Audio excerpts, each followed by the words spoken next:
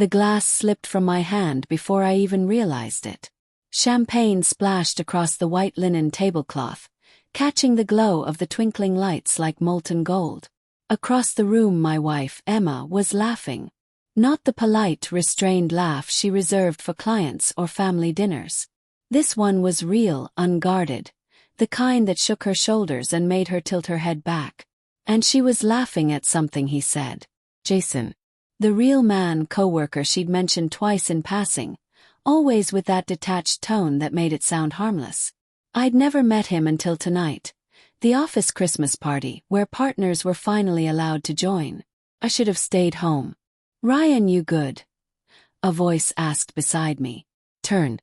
It was Emma's boss, a tall woman with a sympathetic smile. Yeah, I lied, forcing a grin. Just spilled my drink. But I couldn't look away. Jason's hand brushed Emma's arm as he leaned closer to whisper something in her ear. She didn't flinch.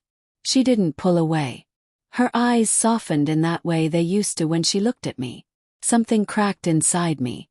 The night blurred after that.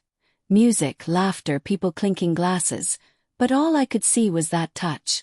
Every detail branded itself into my brain. The way his fingers rested on her wrist, how her body leaned toward his just slightly, as if drawn by some invisible force. When Emma finally noticed me across the room, she smiled. But there was guilt in it.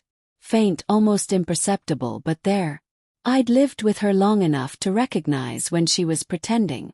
Hey, she said, walking up to me a few minutes later, breathless. You met Jason yet? I forced a nod, swallowing the bitterness. Not yet, I said. Can't wait. Her eyes flickered, she heard the edge in my tone. When Jason finally approached, he came with that smug confidence some men carry like cologne. The kind of man who knew he didn't have to try too hard because the world tilted in his favor.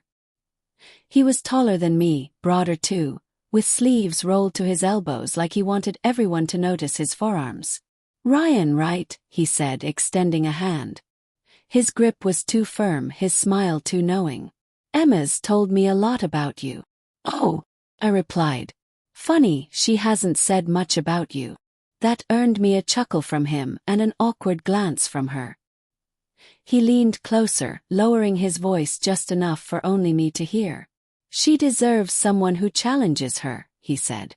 Someone who makes her feel alive again. The words hit me like a slap. My jaw clenched.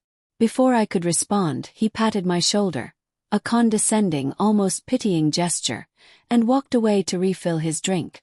Emma's face had gone pale. Ryan, please don't make a scene, she whispered. Scene. That's what she called it. Not betrayal. Not disrespect. Scene. The car ride home was silent. I could hear the hum of the tires and the faint jingle of the radio, but neither of us spoke. The scent of her perfume filled the car, jasmine and vanilla, and for the first time it made me sick. When we pulled into the driveway, I stayed seated. She turned to me, her voice trembling. He was drunk. He didn't mean anything by it. Didn't mean anything. Laughed hollow. He told me you deserve someone better. Right in front of you. And you said nothing. Her eyes glistened. What did you want me to do? Make it worse. You always overreact. That word, always, cut deeper than anything. Always. Like my pain was a pattern, not a reaction. I didn't sleep that night. I sat in the dark living room, staring at the photos on the mantel. Our wedding, vacations, anniversaries. All those moments frozen in smiles that now felt staged. By morning, I'd convinced myself it was nothing. Just an arrogant coworker, a drunk moment, a misunderstanding. Love makes fools of us all. Until I found the message. Her phone buzzed on the counter while she showered. I shouldn't have looked. But I did. Jason. You looked stunning last night. I meant what I said. He doesn't see you anymore. Emma. Stop. You're making this harder. Harder. The word burned in my chest.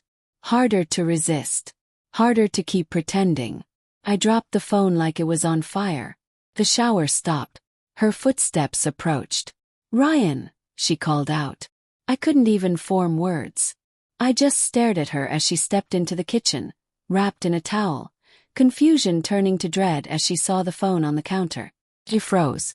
"You read it." He nodded. Tears welled up in her eyes. "It wasn't what it looks like." "Then tell me what it is," I demanded. "Tell me why he thinks you deserve someone better." She broke then, sobs shaking her body. "I don't know. I didn't mean for it to go this far. He listens, Ryan. He makes me feel like I matter again." The words sliced through me like glass. I wanted to scream, to break something, but all I could do was whisper. "And I don't." She stepped closer, reaching for me, but I moved back. "You stop trying," she whispered. "We both did." Maybe she was right. Maybe I'd been so caught up in work, in routine, that I'd let her drift. But nothing justified this. Not the text. Not the look in her eyes when she talked about him. By evening she packed a bag. Said she needed space. Said she didn't want to hurt me more than she already had. I didn't stop her. I just watched her leave. Days passed like blurred film frames. The silence in the house felt heavier than any fight we'd ever had. I replayed every moment, the laugh, the touch, his words, and wondered if this was where it had all been heading. Then, a week later, a letter arrived. Her handwriting. My name on the envelope. Inside. "You once told me love means seeing someone at their worst and choosing them anyway." I wish I'd remembered that before I started believing I deserved something else. Jason was never what I wanted. I just wanted to feel wanted. "Sorry. You didn't fail me, I failed us." I sat there, the words blurring through tears. There was no anger left. Just a hollow kind of peace. Some betrayals don't end with rage or revenge. Some end with the quiet understanding that love, once fractured, never fits the same again.